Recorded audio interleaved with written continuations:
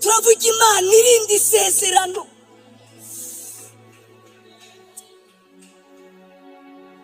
Igikomeye si ibintu, igikomeye naho biva. Uranyumva neza? Niba wowe ufite amafaranga uvuga ngo aya ngaya yavuye mu mbabazi z'Imana, burya ntasa n'ayandi umuntu yakoze diru agasaba ruswa nubwo yose ari amafaranga asana. Igikomeye naho tuvana ni mu Mana y'amasezerano, ni mu Mana y'imbabazi. Hari Imana yo kwizera. Umugabo yaguta ariko Imana ntizaguta. Abana bakunanira humura ntabwo bazapfa, bazasiga izina mu isi. Watinda kubyara ariko humura uzabyara. Watinda mu ndwara ariko humura uzakira. Dufite Imana irindi ijambo. Haleluya, haleluya. Utegereje urubyaro, ni ukuri kw'Imana uzabyara. Ntabwo uragira nk'iya Sara, ntabwo uragira nk'iya Sara, ntabwo uragira nk'iya Sara. Nawe yabyaye kuri 90, wowe uracyari muri 30 cyangwa 40 ya peri. Uzabyara humura. Ibyo mwuka birya abarambije, abarambiwe batashye. Icyo nzi neza nuko ari Imana y'isezerano. Icyo nzi neza nuko atazabura guseruka. Icyo nzi neza nuko atazabura gutabara. Dusubire mu gitabo cyo Kuva, mu gitabo cyo Kuva ibice 2, umurongo wa 23. Kuva, igitabo cyo Kuva ibice 2, umurongo wa 23. Turi ku ijambo twatangiye kwa gatatu ku batari bahari, rivuga ngo Uwiteka Imana y'isezerano. Niryo jambo turimo tuganira. Uwiteka Imana yacu, Imana y'isezerano. Dusome rero Kuva ibice 2, umurongo wa 23. Abisirayeli batakira Imana irabumva, ni ku mutwe w'amagambo uvuga. Hashize iminsi myinshi umwami wa Egiputa aratanga. Abisirayeli banihishwa n'uburetwa bakoreshwaga, barataka. Gutaka batakishwa n'uburetwa kurazamuka kugera ku Mana. Imana yumva umuniho wabo, yibuka isezerano ryayo yasezeranye na Aburahamu na Isaka na Yakobo. Imana ireba Abisirayeli, imenya uko bameze. Amen. Umurongo wa 24. Imana yumva umuniho wabo, iwumvise ngo biyitera kwibuka isezerano ryayo yasezeranye na Aburahamu na Isaka na Yakobo.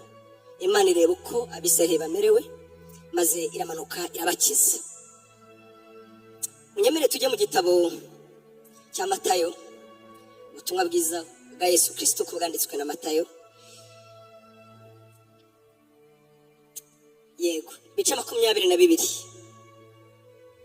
Ubutumwa bwiza kubwanditswe na Matayo, ariko n'ubwa Yesu Kristo, n'ubwa Yesu bwanditswe na Matayo. Ibice 22. Ku murongo wa 41 haranditse ngo Yesu ni umwana wa Dawidi. Abisirayeli bagiteranye, Yesu arababaza ati, ibya Kristo mubitekereza mute? Ni mwene nde? Baramusubiza bati, ni mwene Dawidi. Arababaza ati, nuko rero niki cyatumye Dawidi yabwirijwe n'umwuka niki cyatumye Dawidi yabwirijwe n'umwuka amwita umwami we? Ati Uwiteka yabwiye umwami wanjye ati, icara iburyo bwanjye ugeze aho nzashyira abanzi bawe munsi y'ibirenge byawe. Nuko ubwo Dawidi amwita umwami we, none abashatse no kuba umwana we. Ntihagira umuntu wabasha kumusubiza ijambo, ndetse uhereye uwo munsi nta muntu watinyutse kongera kugira icyo amubaza. Amen. Tugiye kuganira nk'uko nabivuze, twaganiriye ijambo rivuga ngo Imana, Uwiteka Imana yacu ni Imana y'isezerano. Ariko tugiye kuvuga gace gato ku Mana y'isezerano cyitwa ubudahemuka bwayo. Ubudahemuka bw'Imana mu kurinda no gusohoza isezerano ryayo. Ubwo mbega tugiye kwiga faithfulness, la fidelité, ubudahemuka bw'Imana. Imana ishimwe. Mu Kirundi bavuga ubwizigirwa, muri Bibiliya yera babyita ubwizerwa bw'Imana. Ariko mu Kinyarwanda cyiza ni ubudahemuka bw'iki? bw'Imana. Imana yacu ishimwe. Imana yacu ni Imana y'isezerano. Biragoye kubona izina rimwe gusa wakwita Imana, biragoye. Ni nayo mpamvu hahora n'imaka, bamwe bakavuga ati twaje kugarura izina ry'Imana. Burya ni Yehova. Nibyo koko, Yehova ni izina ry'Imana, biravuga ngo ituma ibintu byose bibaho. Iyo uvuze Yehova ubusa naho uvuze ngo Imana ikomokwaho na byose. Abandi atoya izina rye n'Uwiteka. Nibyo koko, yahozeho mbere na mbere, ariho kandi azahoraho. Ntagira itangiriro, ntagira iherezo. Iyo tuvuze ibihe tuba tuvuze we. Imana ishimwe. Abahanga n'abakoze amateka bajya bagerageza kutwigisha bakavuga ngo meme préhistoire, meme avant préhistoire Imana yari ihari.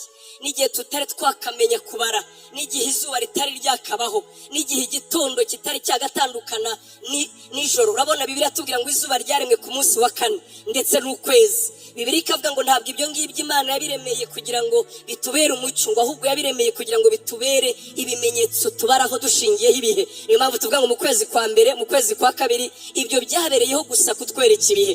Mbere y'uko izuba n'ukwezi bibaho, umucyo n'umwijima, amanywa n'ijoro bitarabaho, yo yari iriho. Biragoye kuvuga ngo ni yihe rero, irahebuje birenze ubwenge bwacu. Imana ishimwe.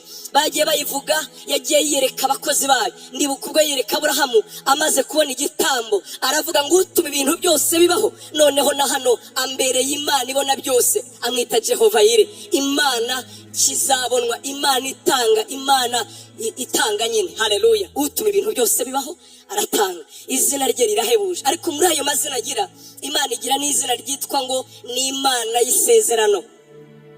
Amen. Ni Imana y'iki? Nshuti yanjye, Imana ihimbazwe ko Imana yacu ari Imana y'isezerano. Byakatugoye kuyikurikirana, byatugora kuyizera. Ubukristo, burya umukristo utaramenya, turaza kubiganira, utaramenya yuko Imana ari y'isezerano ashobora gushidikanya. Ashobora kugira gute? Gushidikanya. Ku bantu babi Burayi cyane cyane mu bihugu byateye imbere nk'i Burayi cyane cyane, ugerayo ukababara cyane. Abantu bazi ko twarindagiye. Abantu barakure bakabona wararindagiye, ndetse rimwe na rimwe kuba umukristo bakabifatanya bakabyitiranya nuko turi Abanyafurika. Mbega bakavuga ngo bari abantu baracyari inyuma mu majyambere. Buriya ni inzara ibakoresha biriya. Bazi ko ibintu twiringira ari amafuti, ni ibitekerezo, ni filozofi y'Abisiraheli, ni amateka yabo. Abandi bakavuga ngo Abaroma babikoresheje kugira ngo bategeke isi. Ni uburetwa. Bavandimwe, ntabwo ari ibyo ngibyo. Dufite Imana y'amasezerano, dufite Imana yaremye ibintu byose, dufite Imana rurema, dufite Imana yaduhamagaye, kandi ibyacu ntabwo ari aha bicira, ibyacu ntabwo ari aha birangirira. Ubukristo iyo ugiye ukabufatanya n'ibintu, ubukristo iyo ugiye ukabufatanya no kugira umugabo, no kugira umugore, no kugira akazi, no kwiga, navuga gwikizi, no kugira ibyo abantu bagira, nagira ngo mbanze mbibutse, Imana irabitanga. Ntacyo dufite itaduhaye. Imana itanga abagore, Imana itanga abagabo, Imana itanga amafaranga, Imana itanga promotion, Imana itanga amashuri, Imana itanga icyubahiro. N'abandi batayishima ntacyo bafite batahawe nacyo, nayo nako. Ariko ubukristo burenze ibyo, kuko mu by'ukuri ubifite agera kibaza ngo naba nkeneye iki ku Mana. Turi kujyana? Uko navuze, ugera muri bya bihugu by'i Burayi bakakubwira ngo mutwereke aho Imana tuyikeneye. Imana tuyikeneye hese. Urabona baba barubatse systeme z'ubuzima aho bakubwira ngo niyo utaba ufite amafaranga hari uburyo wayabona basa n'ababonye ubuzima ku buryo bibwira ko badakeneye Imana. Dukeneye Imana kuko ari isezerano birenze ubu buzima turimo. Amen. Ndashimira Imana, nimbivuga muranyanga, ndashimira Imana ko abantu bapfa. Shimira Imana ko tuzapfa.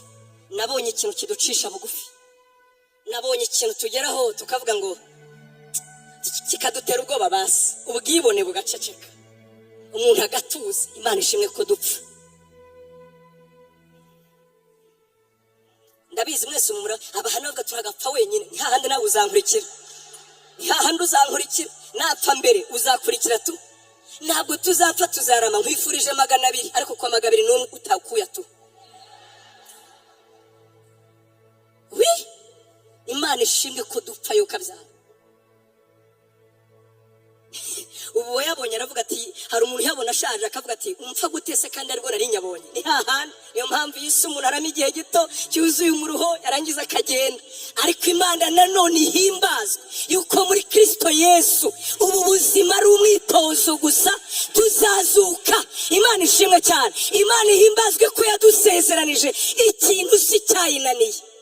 Hari wambwiye ngo muri Amerika ubyo ni ukuri basigaye abakire batanga amafaranga bakavuga ngo nimpfa nimuzanshyingure muzambike neza. Ahari siyansi izageraho ibona igisubizo cyo kongera kugarura abantu mu buzima.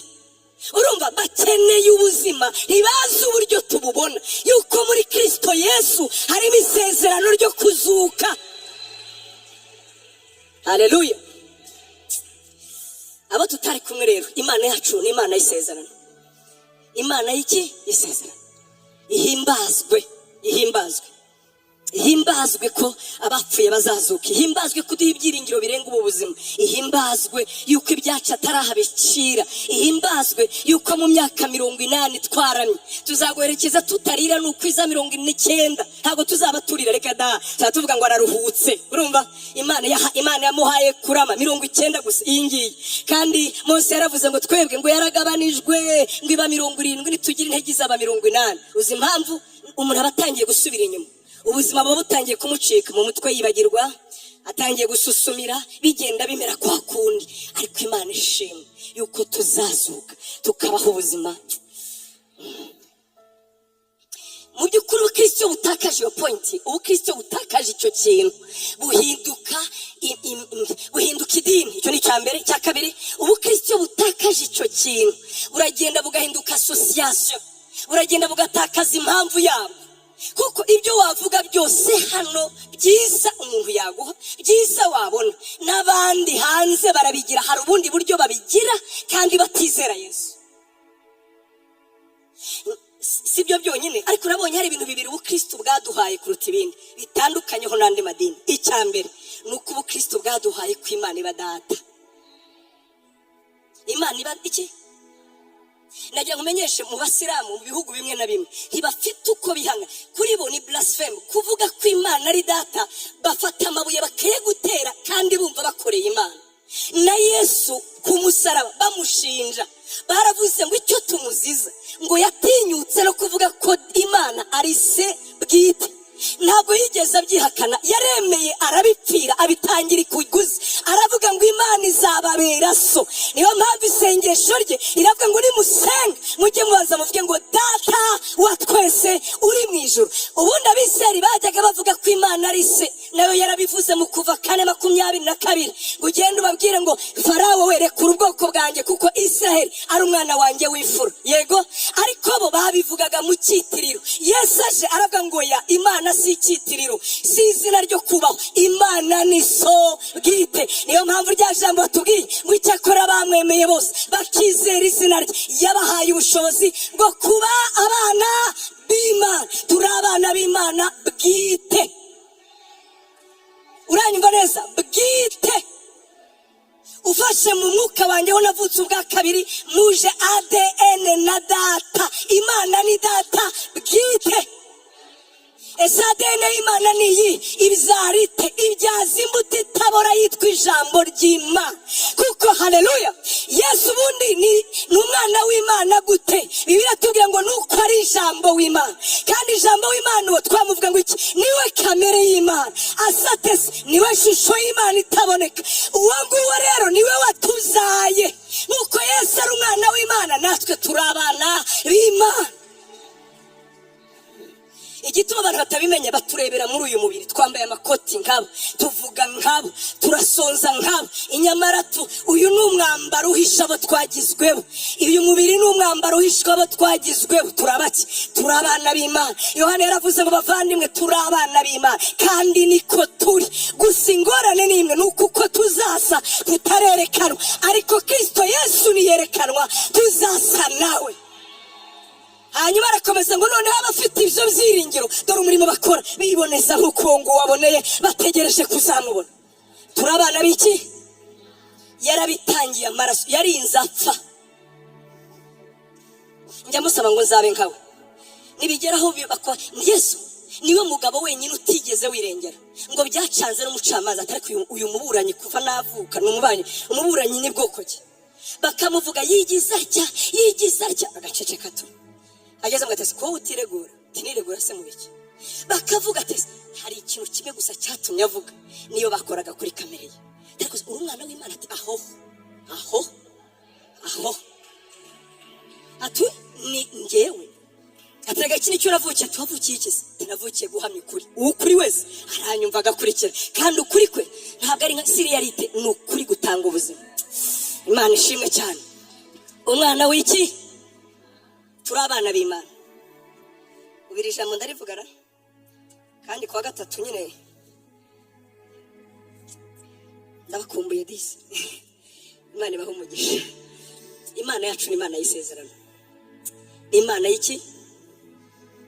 Imana ni Imana y'isezerano. Tugiye ku Imana ifashe tuvuge ku kantu gato gusa ubudahemuka bw'Imana. Naratangaye mu minsi narindi hano mu minsi ishize kwa kundi ubyuka kare bitotsi byashize ugatangira gutekereza ku Mana, ibyanditswe bikabira mu mutima wibuka Imana uri musenga, iri jambo nibwo ryashe nongera kwibuka ko Imana ari Imana nziza. Ni Imana nziza, Imana irinda isezerano. Imana irinda iki? Turaza kwifashisha abantu babiri gusa, Dawidi ndetse na Aburahamu, uburyo Imana yababereye kwizerwa ikarinda isezerano. Aho natangariye Imana cyatumye mvuga ko Imana ari nziza ni uburyo irinda isezerano ikaririnda uwo barigiranye kandi adahari.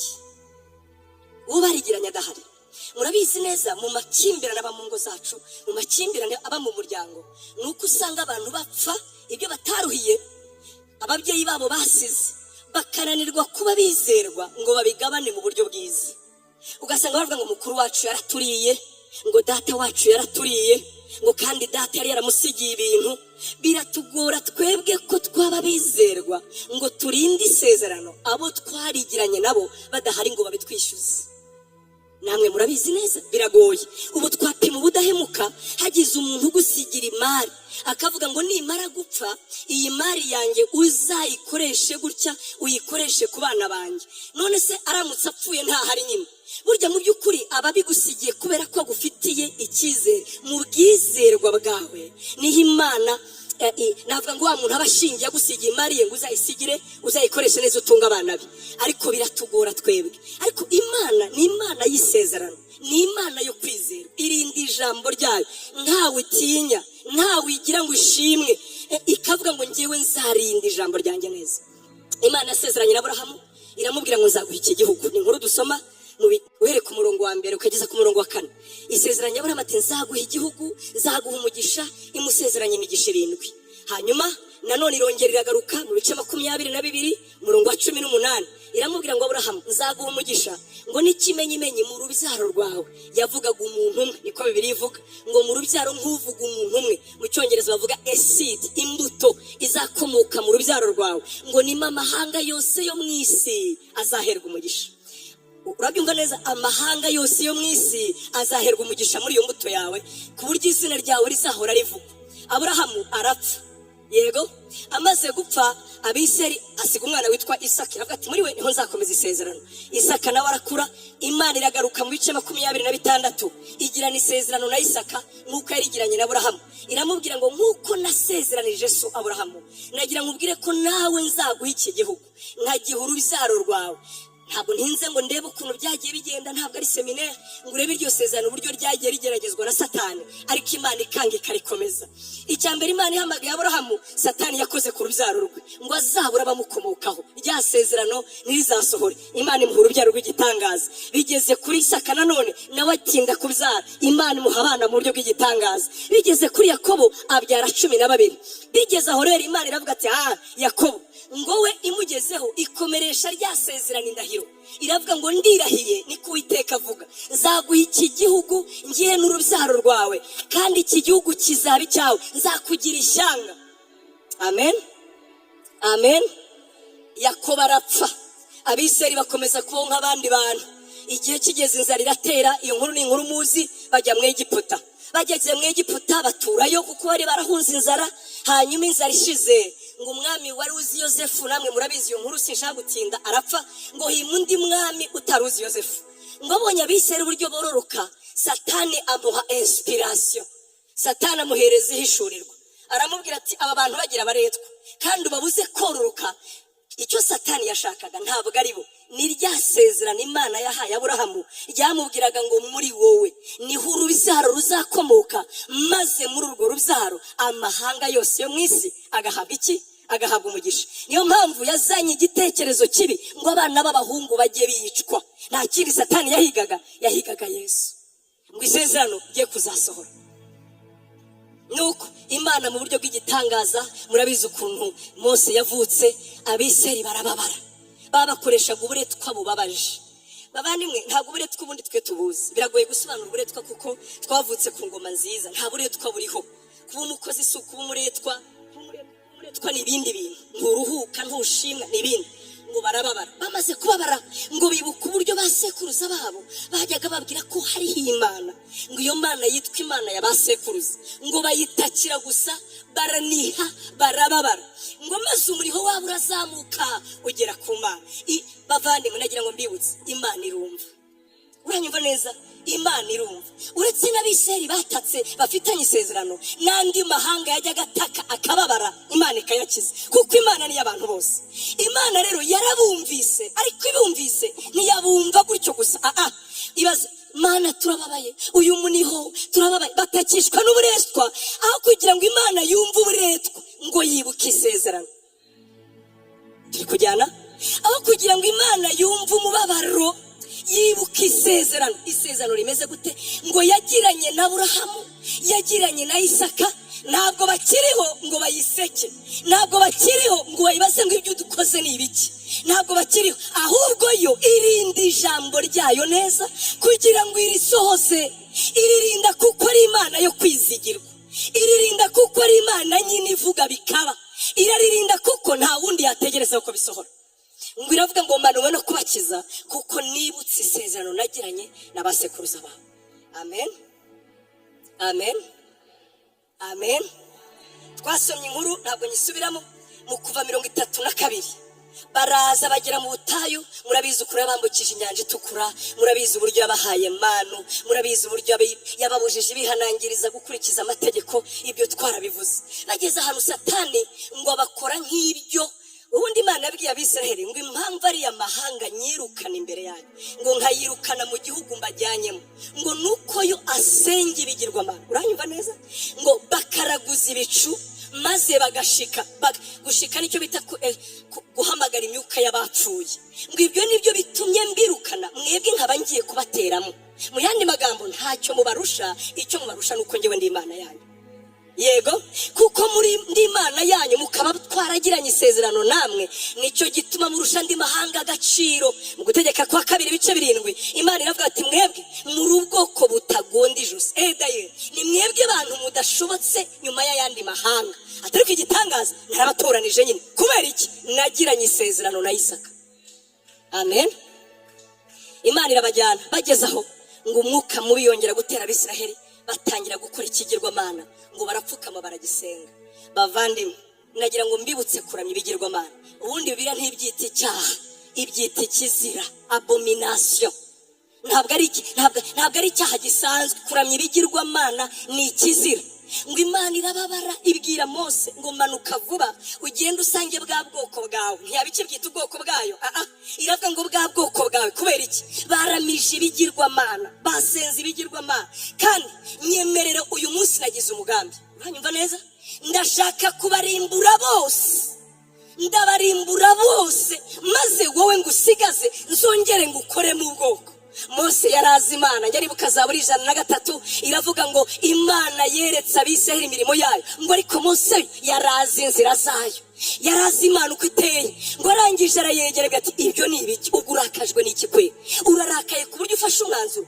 Uragira ngo Abanyegiputa bazaguseke? Bazavuga ngo wananiwe inzara, unanirwa ubutayu, ntawe uzakubaha, bazaguseka. Ugiye gufata miliyoni zirenga 3 zose uzirambura? Urarakaye nk'abantu, ibuze kurakara. Umva umva rero aho Mose yifatiye aravuga ngo rega wivuga njyewe ibuka isezerano wagiranye na sogokuruza Aburahamu, ibuka isezerano wagiranye na Isaka, ibuka isezerano wagiranye na Yakobo. Niwamubwiye kuzahindura ubwoko ukoresheje njye oya, wavuze ko abana b'Abisirayeli uzabarinda. Bibiliya avuga ngo Uwiteka arangije aravuga ati komeza ubajyane. Haleluya. Gahunda birarangiye, santasi birarangiye kubera ko ari Imana y'iki yisezerano. Haleluya. Haleluya. Birakomeza bigeze kwa Aburahamu habyara Isaka, wa muryango ntiwarimbuka, igihugu kibaho. Hanyuma umuntu witwa Dawidi aravuka. Dawidi uyu nguyu yari umugabo mwiza w'Imana, ngo akora ku mutima w'Imana. Singiye gukomeza iby'amateka.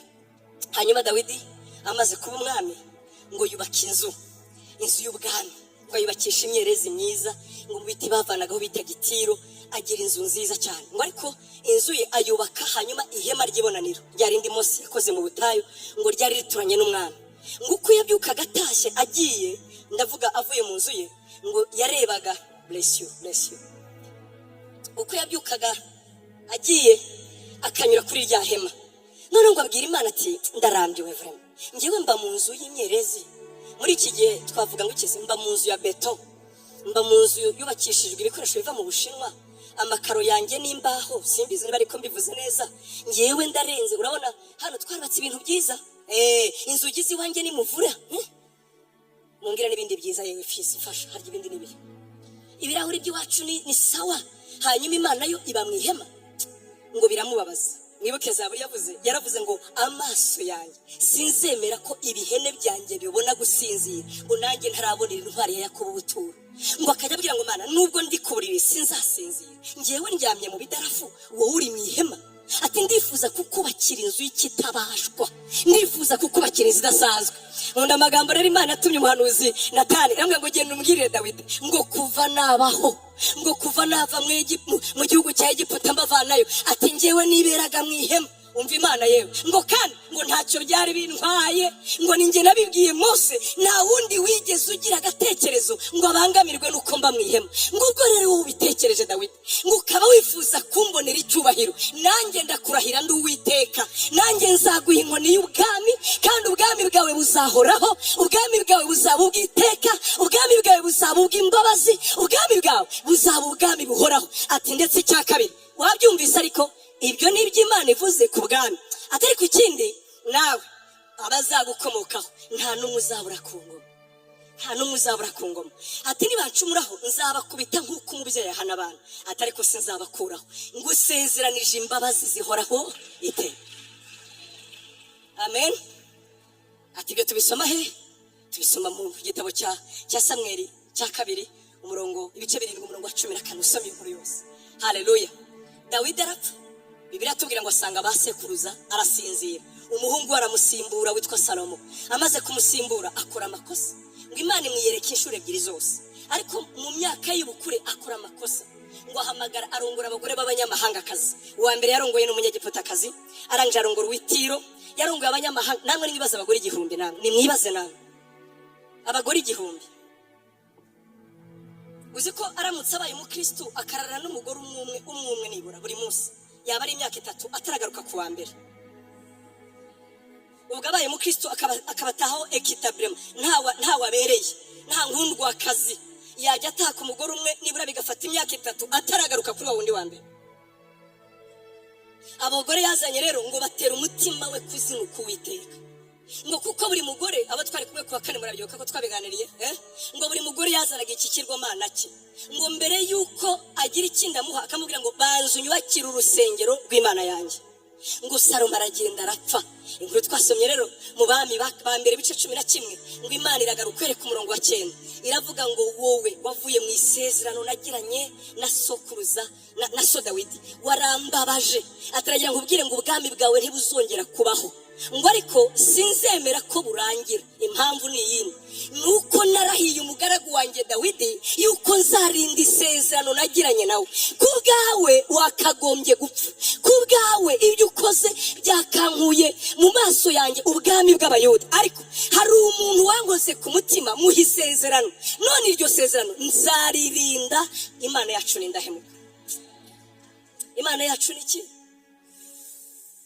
Haleluya, haleluya, haleluya. Narabivuze mbisubiramo. Ubundi bavandimwe, iyo tuvuze urukundo nta muntu n'umwe ku isi binanira gukunda umuntu ukunditse. Turabyemeranya? Umuntu wanga umunyangeso nziza ni Satani, si umuntu.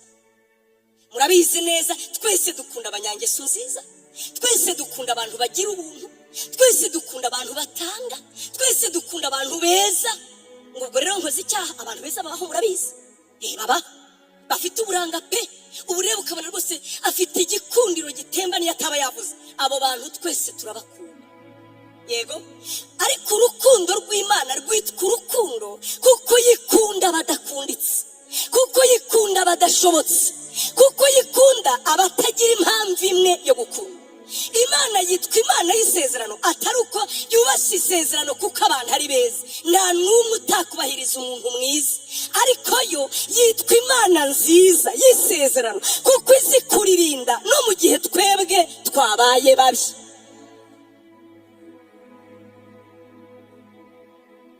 Nagiye mbona abantu benshi, edayeri benshi, birashoboka ko na hano nabizi barimo, bakavuga ngo rya sezerano ryanjye impamvu ridasohora ngo nigeze kugwa, impamvu amasezerano yanjye adasohora ngo nigeze kunanirwa, impamvu yanjye amasezerano adasohora ngo byigeze kugenda gutya. Mu by'ukuri iryo sezerano ntiwarihawe n'Imana. Bibaye ari senga nibyo koko, bibaye ari pastor Strato nibyo pe, twebwe nuko tumeze. Tugera ahantu tukava mu isezerano. Niba ari Emeri nibyo koko, turi abantu.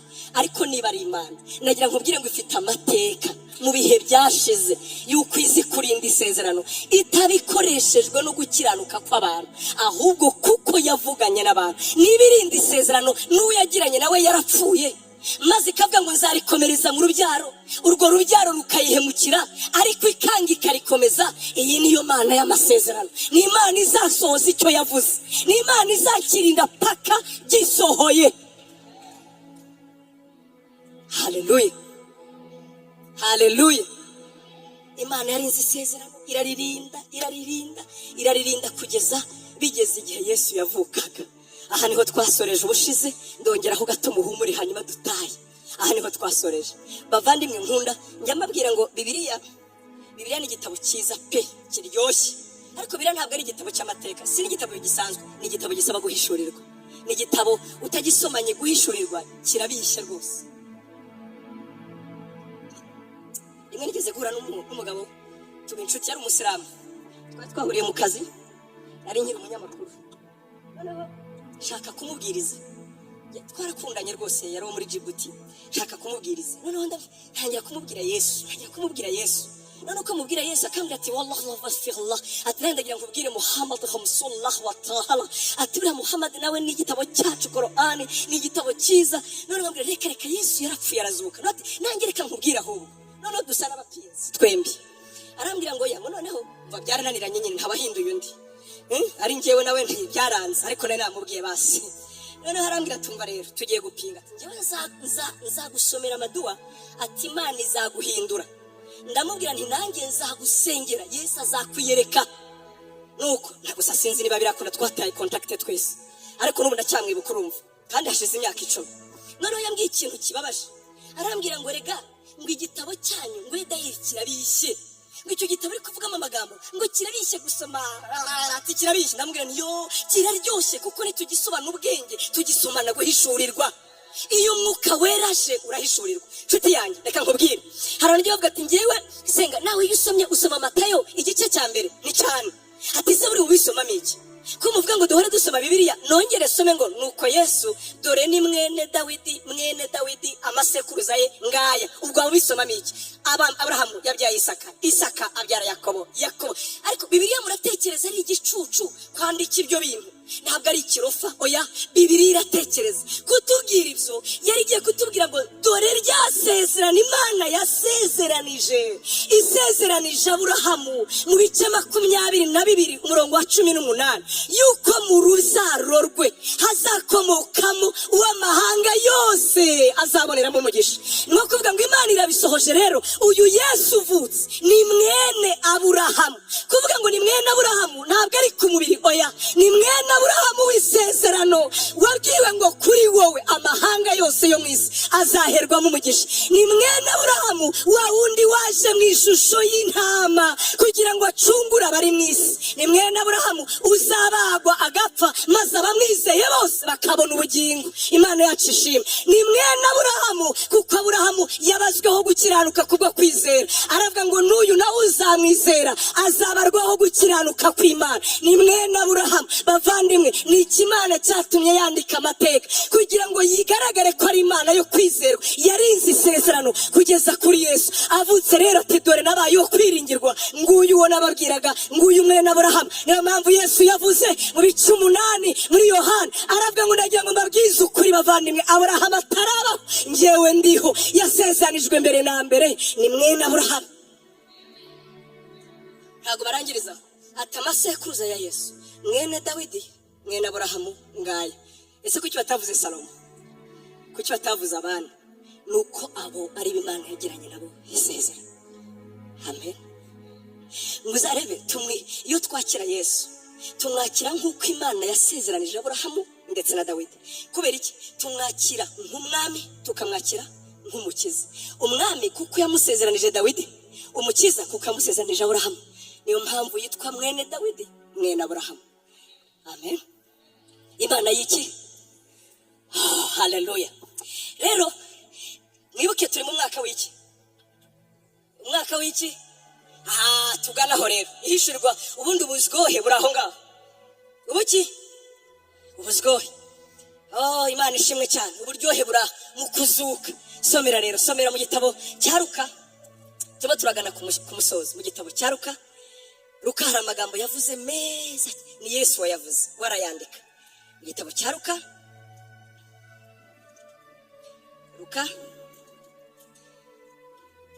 ibice 20.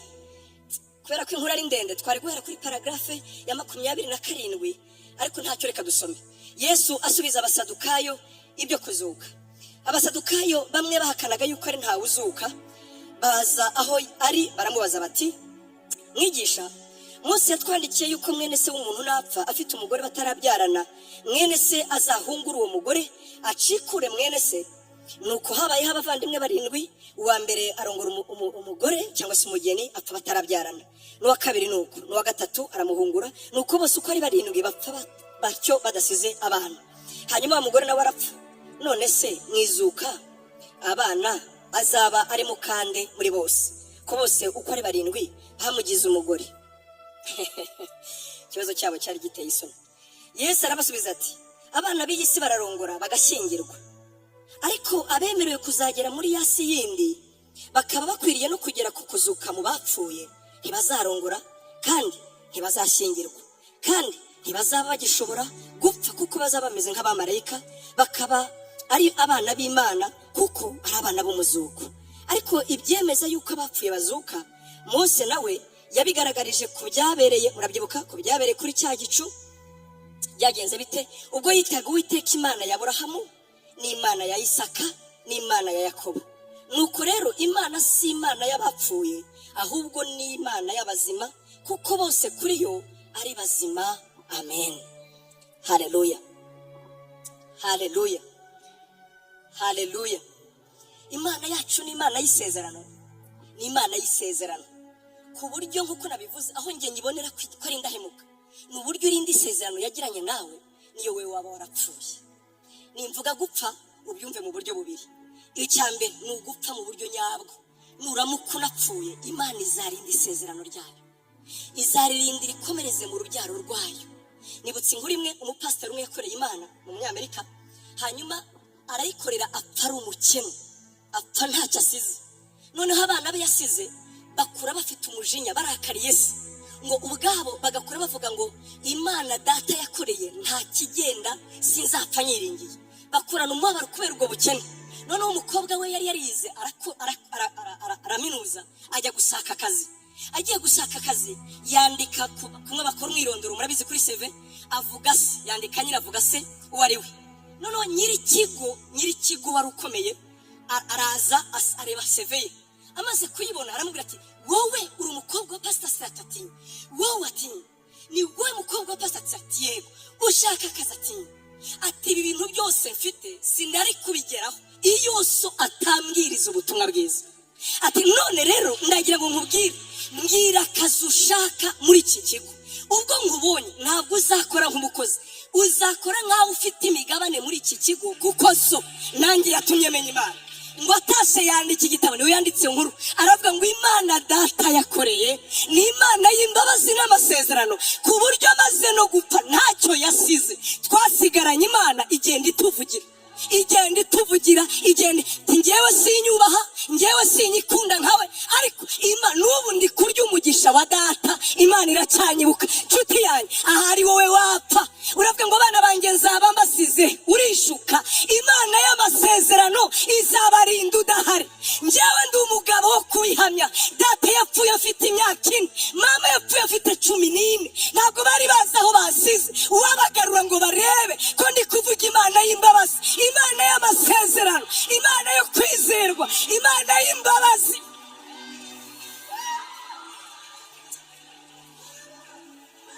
hari ikintu kimwe gusa mama yadusigiye kimwe gusa yakundaga kudusengera agasenga ijambo atazi aho ryanditse ariko akarivuga buri munsi akavuga ngo ni wowe utabura kuboneka mu byago no mu makuba ni wowe akavuga ngo uri se w'imfubyi kandi uri umugabo w'abapfakazi ntiyarazi aho byanditse ariko yabivugaga buri munsi iyo yadusengeraga yaravuga ati Mana uri se w'imfubyi yaraturinze turi abagabo nanjye mfite abana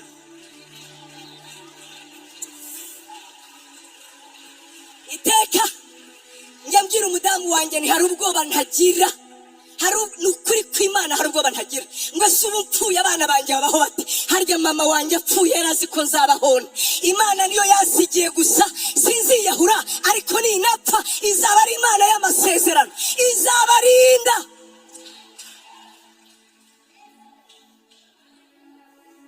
munanisikia bayame munanisikia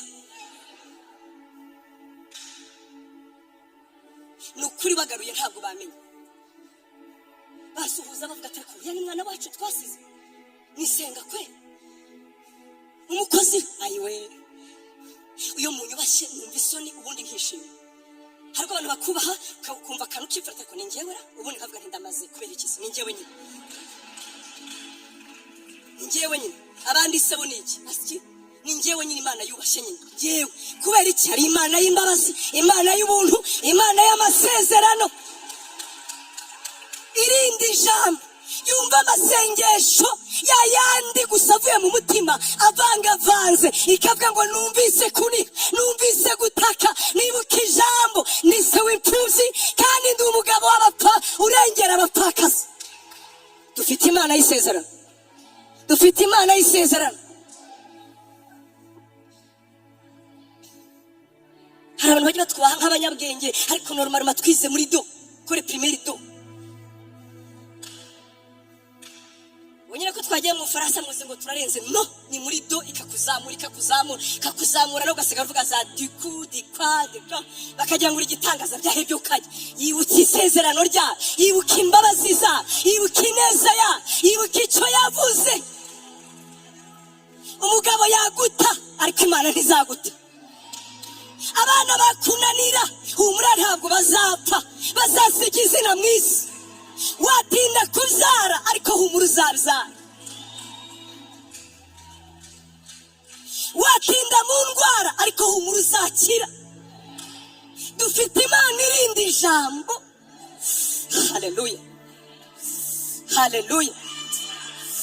haleluya kandi naho turajya ntabwo tuvugira ibintu bafite ibirenze byacu turavuga Imana irindi sezerano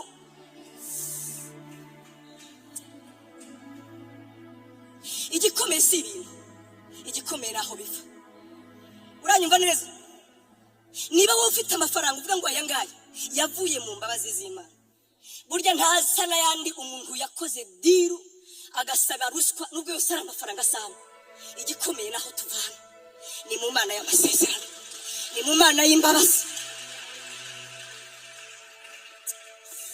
hari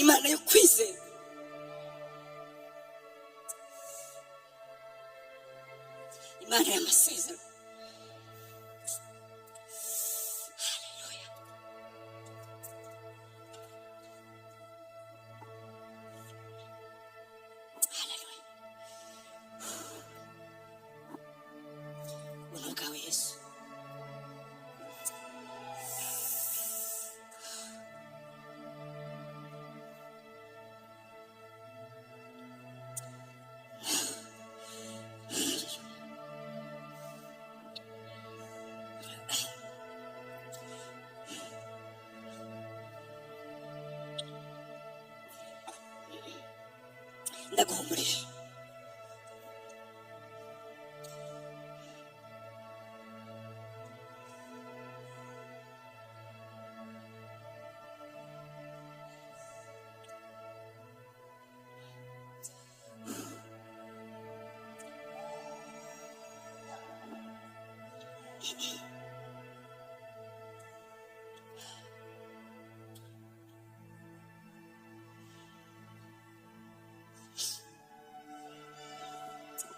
Haleluya. Ndaguhumurije, uri kunyura mu bihe bikomeye, uri imfubyi, utinze mu kigeragezo, uribaza ko Imana yagutaye.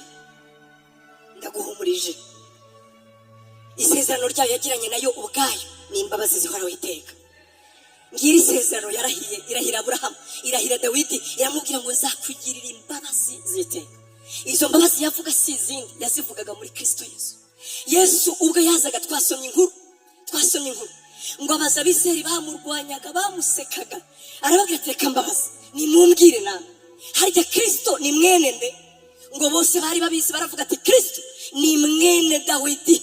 Atereka none mbabazi, ni gute Dawidi atinyuka kubwira Kristo nyine akamubwira ngo erega wowe Kristo, icyambere uri umwami wanjye, icyakabiri ni wowe gakiza kanjye.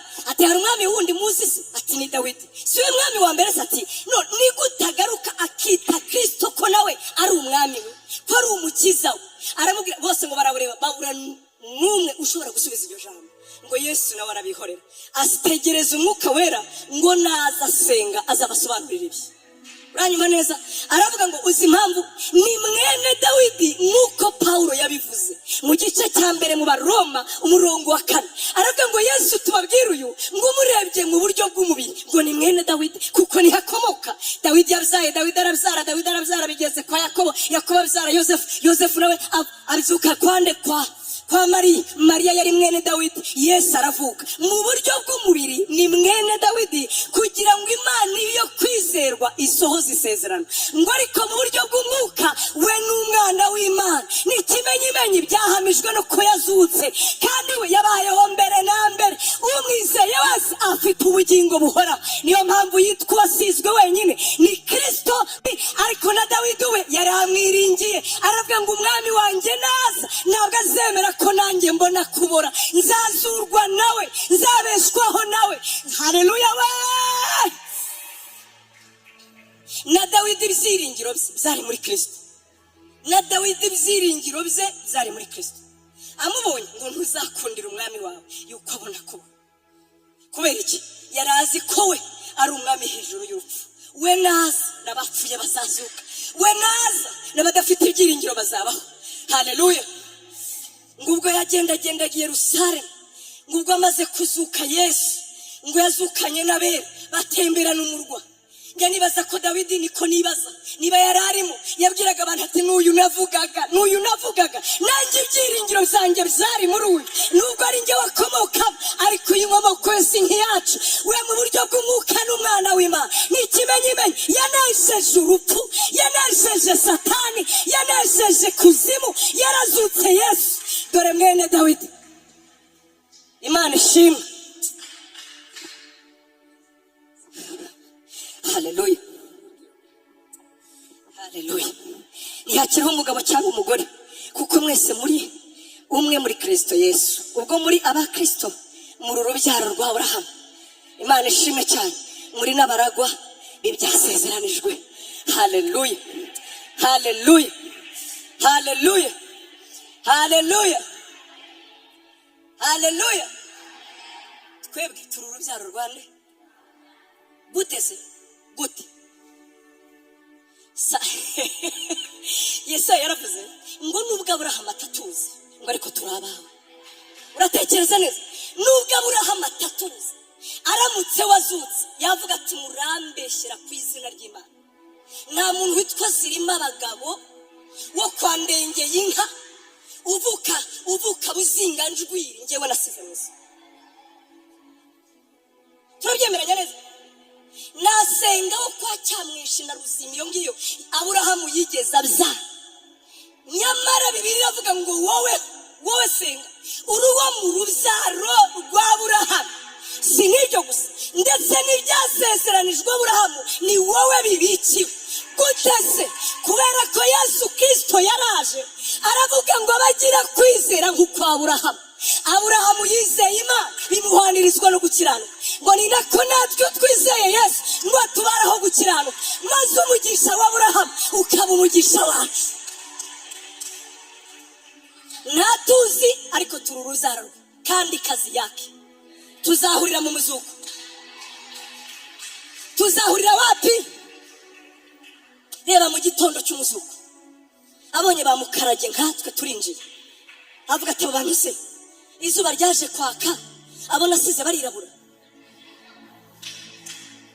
Hanyuma ngo nareba Yesu amubwire ngo nguyu umwana w'intama, nguyu ubona gusezeranije, nakubwira ngo mu rubyaro rwawe hazunguramo ishami, kandi uwo azaba ari nka wa mwana w'intama, uwo azacungura wese afite ubugingo buhora. Dore wa mugisha nakubwiye, dore wa mugisha nakubwiye, dore wa mugisha nakubwiye. Amahanga yose ngo azateranirizwa imbere ye, tuzamuririmbira tumubwira ngo niwe dukesha gucungurwa, niwe dukesha imbabazi, niwe dukesha kuba Yesu umwana w'Imana. Haleluya. Abagabo badanganyitse basanze Yesu bari bafite imitekerereze ya kamere mu buryo rutiri. Cyo kinyarwanda njye mwicyonda gikomeye rega ngomba mu Faransa. Kinyarwanda cyanjye kiri seri. Abantu bafite imitima ikomeye bizarutiri. Bafite ubwenge bwa kamere bujuje na za filozofi. Hanyuma bakazana Imana ubwo barimo baratekereza iby'ijuru yewe mu buryo filosofike. Ati ngo gore bahimbye umugani wo gutega Yesu. Bari bateka tumuchallenging bya bindi byo tumudefi. Ati hariho umugabo ni inkuru bahimbye ntibyabayeho, byari imitwe gusa. Iti wacu hari umugabo warongoye umukobwa, ati bakimurongora ahita apfa. Ati kandi yari afite ba petit frère bangahe? 6. Nguko amategeko ya Mose bivuga mu gutegeka kwa 2:25 umuntu ajya ahungura mwene se. Guhungura ntimubyumvise, ajya arongora muri umuna wa mwene se mukuru wasize, baramurongora unawe ati umugore yari afite imikoshi nawe ahita apfa. Ati wa 3 nawe aramurongora, ati umugore yari kabutindi nawe ngo bigeza kuri bangahe? Ati ngaho rero tubwiye mwizuka Imana izarucuta azaba ari mukana. Uyu mugore n'uwa mbere ngo kubera ko abasadukayo ngo bahakanaga ko nta muntu uzuka. Ubwo rero bari bamuteze umutego wa danje yewe, nawe ngo barebye aravuga ati yewe dore imitekerereze ya kamere, dore abagabo badanganyitse. Ati muravuga iki se kuzuka? Ati nagiye ngo mbabwire ngo muri yasi yindi abazagirirwa umugisha abatoranirijwe kugerayo. Ati nitugerayo nta kurongora, nta kurongorwa, nta mugabo, nta mugore. Ati bose mbagereranije bameze nk'abamarayika. Yego, haleluya, haleluya. N'uwo mugore murwanira nawe nagerayo ntazaba ari umugore, ntazaba ari umugabo, azaba ameze atese, atazaba ari umwana w'Imana. Atari ko ibyo kuzuka mwebwe uzi ko muri ibipfu. Ati nibuka ukuntu Imana ku musozi yatinyutse ikavuga ngo ndi Imana ya Aburahamu, Imana ya Yakobo, Imana ya Isirayeli. Atuzi impamvu yabivuze ngo nuko kuri yo ngo bose ni bazima. Bose murabyumvise ugira ngo reka mfata akanya. Uzi impamvu nahoze mbabwira abantu basenga, abantu biyambaza abatagatifu basengera kuri ijana, bakavuga ngo nuzi ko Imana yavuze ko Aburahamu na Isaka kuri yo ari bazima. Ntabwo yavugaga ko batapfuye, ahubwo yavugaga ubudahemuka bwabo. Ikavugaga ngo njyewe ndi Imana ya Isaka kuko icyo namusezeranije nzagisohoza. Ndi Imana ya Aburahamu kuko namusezeranije urubyaro ndarusohoza. Si nk'ibyo gusa, nabo ubwabo ntibazaguma mu mva, nzabazura. Haleluya. Niyo mpamvu Yesu yarabizi ko bazadanganyika, aravuga hasi ngo rega Imana mbabwira si y'abapfuye ngo ahubwo ni y'abazima. Ntabwo twiyambaza abatagatifu. Aburahamu sinamuhamagara, no, Aburahamu arasinziriye ategereje Yesu nawe ngo azamubyutse. Ariko iyo mvuga ngo wowe uri Imana ya Aburahamu, mba mvuga ibirenze Aburahamu, mba mvuga ngo uri Imana y'isezerano, uri Imana y'isezerano, wasezeranije Aburahamu kumuzura, wasezeranije Aburahamu amasezerano. N'ikimenyime itiswe Imana Aburahamu imigisha ye nayibona nte? Ngendera muri iryo sezerano ngo Mana ya Aburahamu, no kuvuga ngo Mana ya sogokuruza, kandi Imana dufitanye isano binyuze he? Mu isezerano ryawe, kuko isezerano ryawe ryo ntiripfa. Aburahamu yarapfuye ariko ijambo ryawe ryo ririho. Imana yacu ishimwe, Imana yacu ishimwe. Ntabwo nagenda rero ntagusengera, kandi tugiye gusenga. Munyemerere tugiye gusenga, kandi ati pasiteri senga. Kare pasiteri yavuze aravuga ngo niyo wataha, nanjye nguhaye uburenganzira niyo wataha. Mujya muvuga ngo turatinda, none niyo wataha. Tugiye gusenga, tugiye gusenga. Urarwaye, umaze igihe wihebye, urumva ibyiringiro ari ntabyo, ngo ufite inkuru nziza. Hari Imana y'isezerano, hari Imana y'isezerano. Bibiliya igitubwira impamvu imwe yonyine yo kutizera, imwe, ngo tuzareke ibyiringiro umunsi umwe.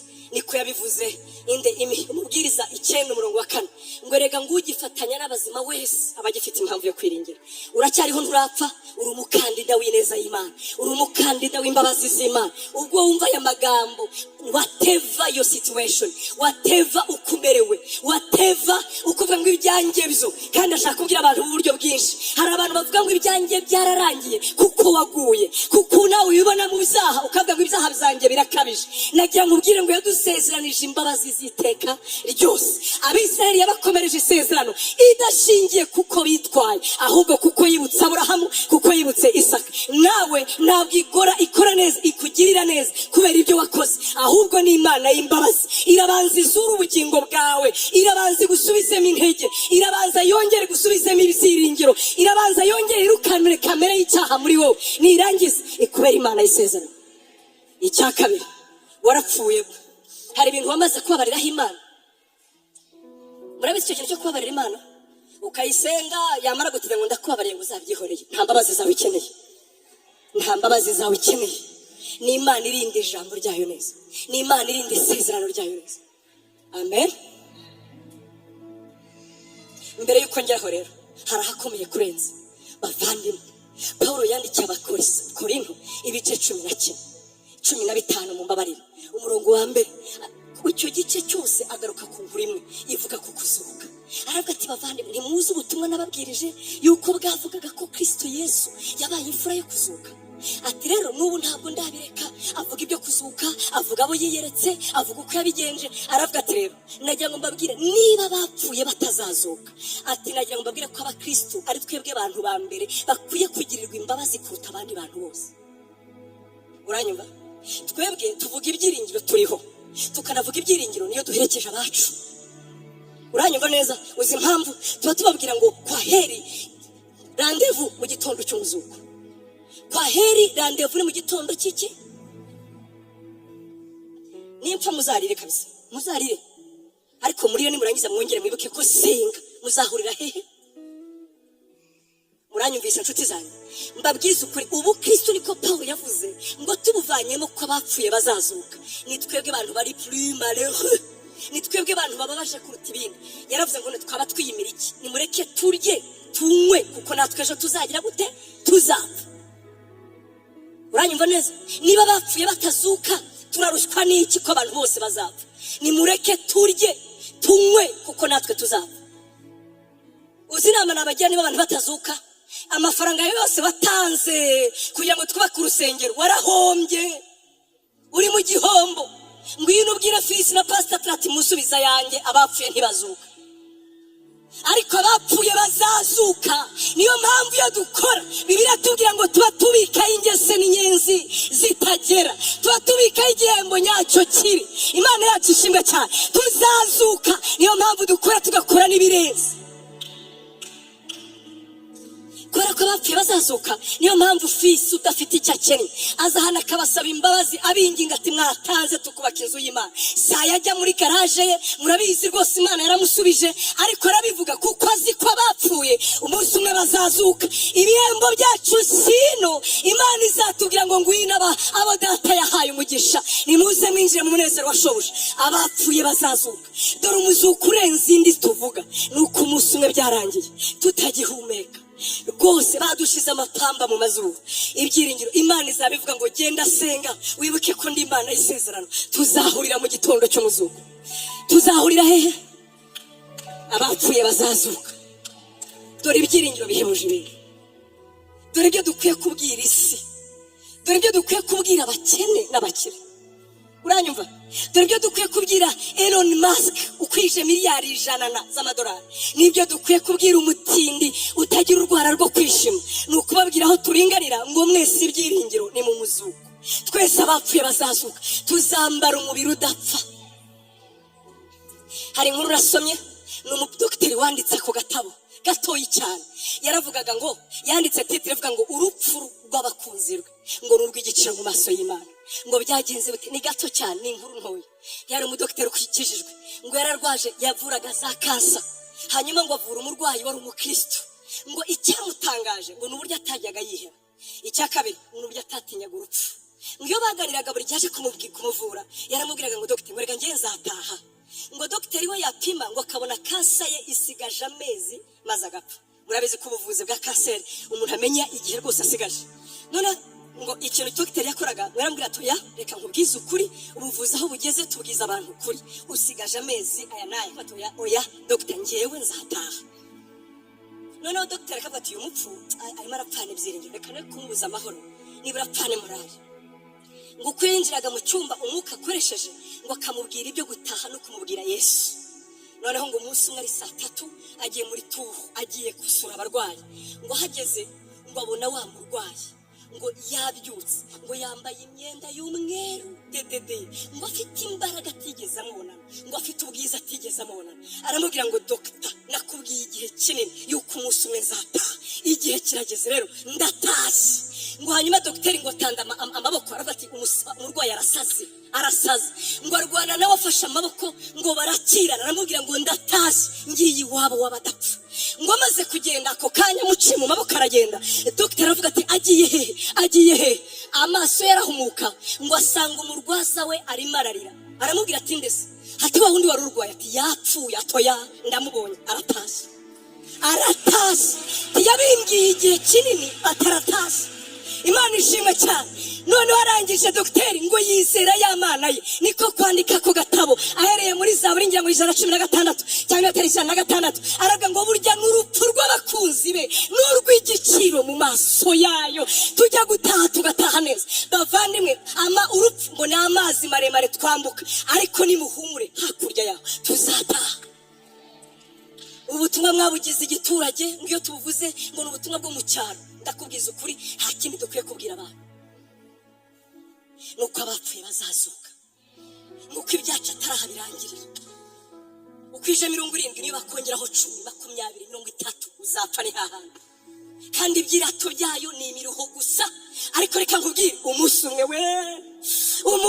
we igitondo kimwe umunsi umwe ntaze azadukangura aduhamagare mu mazina atubwire ngo nimuze mwebwe abo data yahaye umugisha, aturemeshereza ibirori ku musozi Siyoni.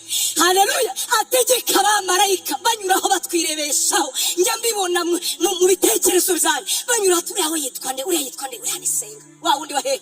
Ati none twajyaga tujya kurinda kuri vivate yabwije ati cyane uzi ko biri tubwira se ngo abamarayika ni imyuka ikorera twebwe abashinzwe kuzarago gakiza. Ati ni wa wundi ati umviriza uko Petero yavuze ngo abamarayika iyo tubwiriza ngo bagira amasiko ngo bakarunguruka. Iyo uvuze kurunguruka uvuga ngo ni ahantu hato. Yego ntumbaza aho barunguruka. Kurunguruka bisaba ahantu hato. Baba bari mu madirishya bavuga ati wavuyeho nanjye nkareba, wampaye ntajya kanya nkareba. Ureba iki se? Turi wa mutipa ari kuvuga ibya Yesu, kuko iyo bahindukiye babona icyubahiro cye, bareba gukomera kwe, bagasanga njyewe mfite uburenganzira bwo kumubwira abandi, bakagira ku muzuko rero bazavuga ati nuriya ati babe barasanye kuri serivisi ati akira bose umwana w'iki w'Imana. Ngo kuko nawe mu bamarayika numwe yigeze ibwira ngo uri umwana wanjye, ngo ariko izabana b'Imana yarabyatuye. Twebwe turi abana b'Imana tuzazuka. Nawe mu bamarayika yigeze ibwira ngo uri umwana wanjye. Iyo bakoze neza rero bya ngo muri imyuka gusa itumwa mwiza. Niyo mpamvu batinyutse babwira Imana ngo nushaka urakana, ariko turakubaza umwana w'umuntu niki gituma umwemera? Habuze gato ngo umugire nkawe. igisubizo ngo cyabaye kimwe, ndamukunda, nampenda. Abana b'iki tuzazuka. Korona yakagombye kongera kudukumbuza umuzuko. Kuri status zanyu zari zuzuyeho abatabuze. Buya nawe rega uriya yakabaye we cyangwa ngewe, kandi none nkubwiza ukuri tuzagenda. Ariko ntabwo tuzaba tugiye nk'abatazi iyo bagiye, ahubwo ni ukuruhuka kuko tuzazuka. Hahirwa abato bapfira mu mwana. Bibiliya ikavuga ngo umwuka nawe akagira ibyishimo ati ya mirimo yose narayikomeje ijyanye n'abibakurikiye. Randevu mu gitondo cy'iki cy'umuzuko. Tuzazuka, tuzazuka. Kira noneho rero nyuma y'uwo muzuko ndagira ngo nkubwire n'umuzuko w'ubu. Ndagira ngo nkubwire n'umuzuko w'ubu. Mu mwuka wa urumye Imana irazura. Haleluya, haleluya. Niko byagendekeye Marita, niko byagendekeye Marita ubwo yasangaga Yesu. Ngo aramusanga, urebye Marita yasanze Yesu mu kirorero kugira ngo abayuda batamukoza isoni, batamuseka, kuko ngo intero yari aho ngaho ati arapfuye tu. Atari ko nyirama niko wa mugabo wakuranye na Lazaro harya, kuko Yesu mu busore bwigeze kubana na Lazaro mu nzu. Harya ntibabanye mu nzura, yamumakije ati sinumvise se ngo akize ibimuga ngo akahumura n'impumyi ati none se uyu indwara yari munaniye gukiza inshuti ye koko ku myaka 30 akamureka gato. Marita ngo abyumvise ngo yumva arakariye Yesu, ngo ariko kandi akamukunda ngo ntiyifuza ko aseba. Amusanga rero mu kirori ati shaho yuza kuba hano, nukuri ko Imana musaza wacu naba yarapfuye, irangwara se ariko kunanira wowe. Ndaramubwira ati Marita Marita, regarde-moi très bien, ni njyewe kuzuka n'ubugingo, naho umuntu yaba yarapfuye azaba. Umva rero kubwo kutizera teology itize, aterega ndabizi yuko abapfuye bazazuka ku muzuko. Atoya oya ni njyewe kuzuka. Imana yacu ishimwe cyane. Ageze mu kiraro Marita ngo nawe abyumvise aravuga ati yaje ati urabizi ko Marita ari inshuti ye, yamukije bagiye kumutera amabuye. Haravuga ati bose barajyaga babivugana baryamye, niyo mpamvu bahuje ikiganiro ati yuza kuba hano mushiki wazaza wa basi yabarongera imyaka 3 ubu sudusigiye. Niwe aravuga ati yo ngo asuhuza umutima arabira, kuko batari bakamenya Yesu. Nigeze kubigisha iryo jambo intimba umuntu aterwa n'umukunzi. Reka nkubwize ukuri, iri jambo Yesu yavuze ngo ninjye kuzuka n'ubugingo aribikira abakunzi be gusa, aribikira inshuti ze gusa. Yego ngo niyo mpamvu bamujyanye aravuga nimunyereka aho mwamusize. Iyi nitewe na harumwanditse banditse ijambo ryaramfashije ngo impamvu Yesu yavuze ngo Lazaro sohoka, ngo nuko iyo yibeshya akavuga ngo yewe upfuye we sohoka, ngo bose bari kuvamo. Ngo ariko yagombaga guhamagara inshuti ye gusa. Aravuga ati Lazaro we ni wowe mpamagaye sohoka. Iyo yibeshya akavuga ngo yewe upfuye we, bose bari gutoka. Kubera iki? Niwe kuzuka, niwe bugingo, niwe buzima. Haleluya, haleluya, haleluya. Ndajya mubwira izina ryawe ararizi, uri inshuti ye, yakuzuye mu bapfuye, yaguhaye agakiza, azaguhamagara ibikugoye azabigukiza. Humura Yesu arakuzi, humura Yesu arakuzi. Uramubwira ko ugumiwe, none se ugira ngo uvuka ntiyarahari. Imyaka yawe arayizi neza, wowe ushobora no kuyibeshyaho. Ntimuyise ukuri muyigabanya abakobwa. Ese wavutse ryari runaka turangana? Nibyo nkubajije se? Ese wavutse ryari ati mu rugo bajya bambwira muri 59 ariko nanone bakambwira 62 mukuraho 2 3 4. Rafrano yeze kunsetsa ambwira ati ko ngiye narumiwe. Ati runaka numwibuka ati muri 2000 twanga namurushaga imyaka 2. Ati muri 2010 murusha imyaka 6. Byagenze gute? Namwe murabizi ko bimera. Yarabivuze ndaseka ndahwera. Ati ko kisimi byubyibuka ko muri 2000 namurushaga de. Ati none ubu ngubu sigiye murusha 6. Mugenda muryaho kamwe kumura Yesu arabizi rero. Arabizi kuryaho kamwe umugabo yatinze nabyo azabikora. Utegereje urubyaro nukuri kw'Imana uzabyara. Ntabwo uragira nk'iya Sara, ntabwo uragira nk'iya Sara, ntabwo uragira nk'iya Sara. Nawe yabyaye kuri 90, wowe uracyari muri 30 na cyangwa 40 apene, uzabyara humura.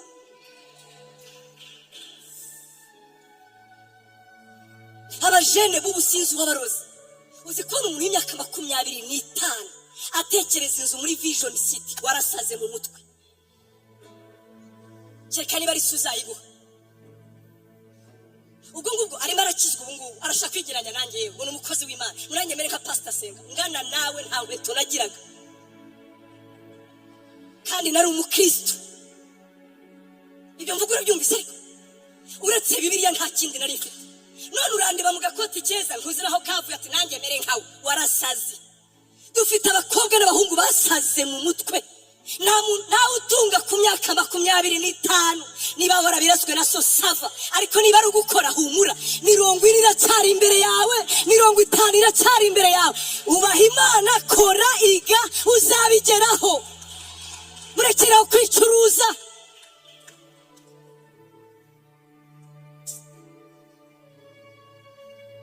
uranyira shaka kumera nka Rukara muno ngo abanyirukara ngo ushaka kumera nka Alexander imodoka ye warayibonye warasaze mu mutwe hari uburyo bubiri gusa bwo kubigeraho mena banke yo niyo nama yanjye cyangwa tuza bizaza mu gihe cyazo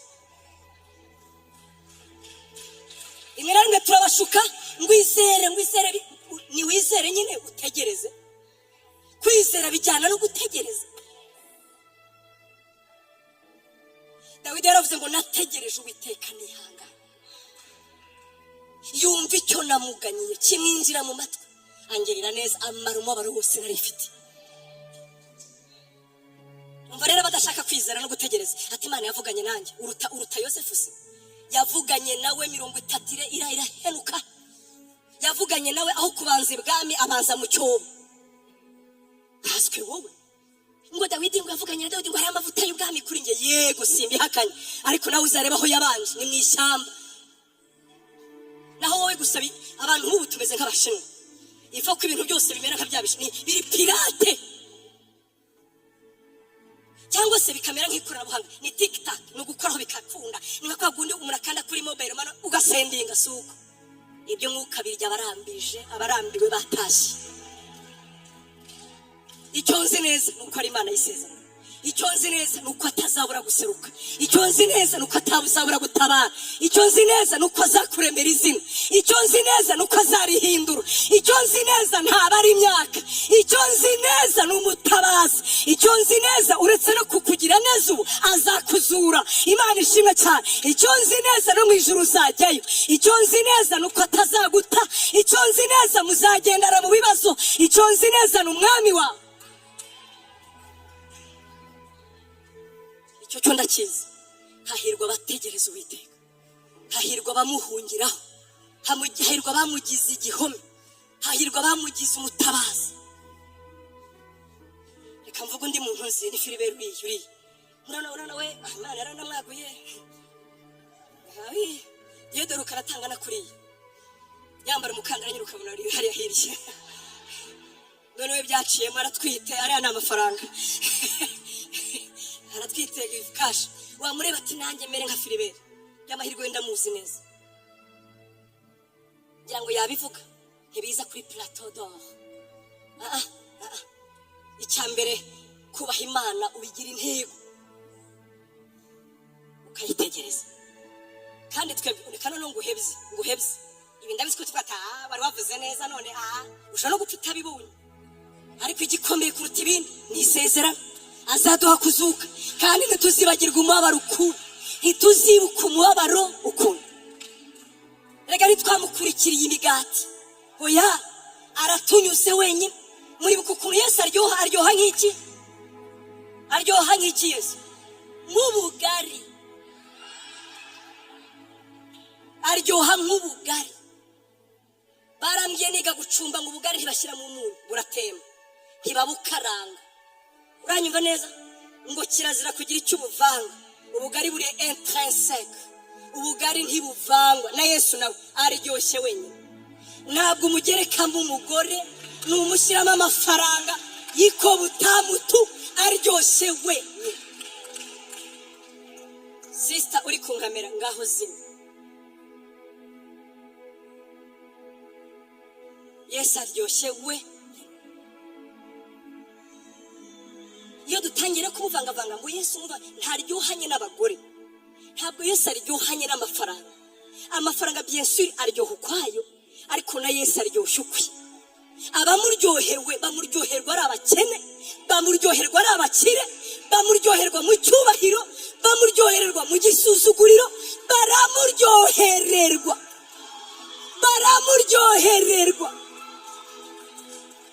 Yabahaye amafaranga baranyurwa, iyo yayajyanye baramukunda, bakamukorera ku manywa na nijoro, bakamukunda batinyitse, bakamukunda ntawe ububa. Yesu aryose wenyine. Mbisubiremo, aryose we.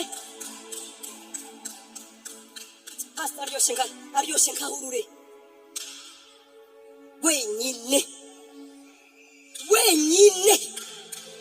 Uri mu cyaro Yesu araryoshye, uri mu nzu y'ikitabashwa Yesu araryoshye, ufite amafaranga Yesu araryoshye, iyo uri umukene Yesu araryoshye. Period.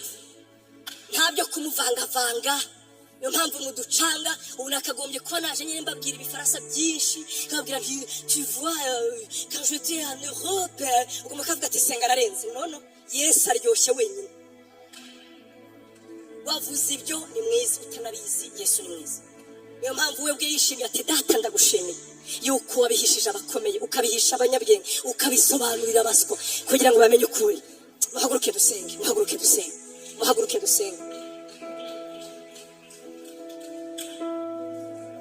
Ufite ikibisi niba nguhamagara, ndakwinginze zamura kwizera kwawe, tugiye gusenga. Wari umaze gupfa mu bugingo, wumvaga birangiye, kuzana inkuru nziza, niwe kuzuka n'ubugingo. Situation ucamo Yesu arayizi, humura ibyo utinya arabizi. Mubwire kandi mwirurire, umubwire ubwoba bwawe, mutumbire. Nagerageje kumuvuga, niwe wasezeranijwe, niwe amasezerano asohoreramo, niwe wagupfiriye, niwe wakubambiwe. Nta kabuza azagutabara, nta kabuza azakurengera, nta kabuza n'umwami wawe Yesu.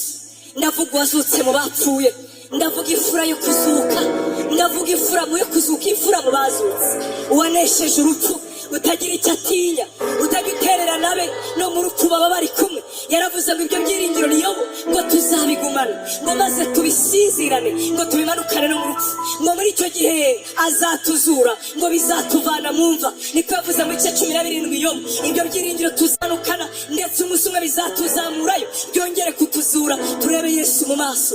Rero ubwo azatuzura, ntiyananirwa kuzura situation uri gucamo, ntiyananirwa gukora kubikuvunye, ntiyananirwa kugutabara, ntiyananirwa kukurengera ibikugoye bimwikoreze. Mbega nta kazi ufite, bibwire Yesu, mubwire kuruse, mubwire ngo nanjye mpindura situation. Mbega ukeneye kubizana, ongera ubimwibutse. Wivuga ngo maze iminsi myinshi senga, wivuga ngo maze iminsi myinshi mbivuga, wivuga ngo narabivuze ndaruha, wivuga ngo niyirije ubusa.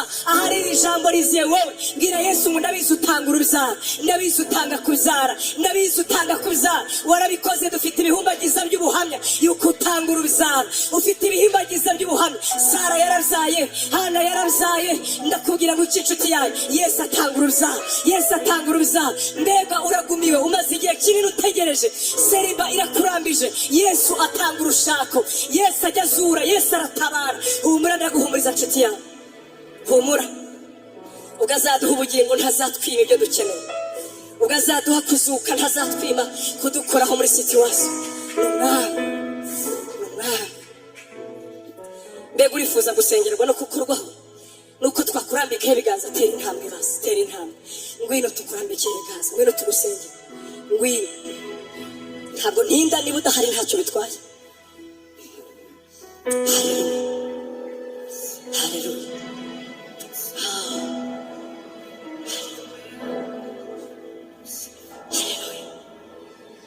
Nanjye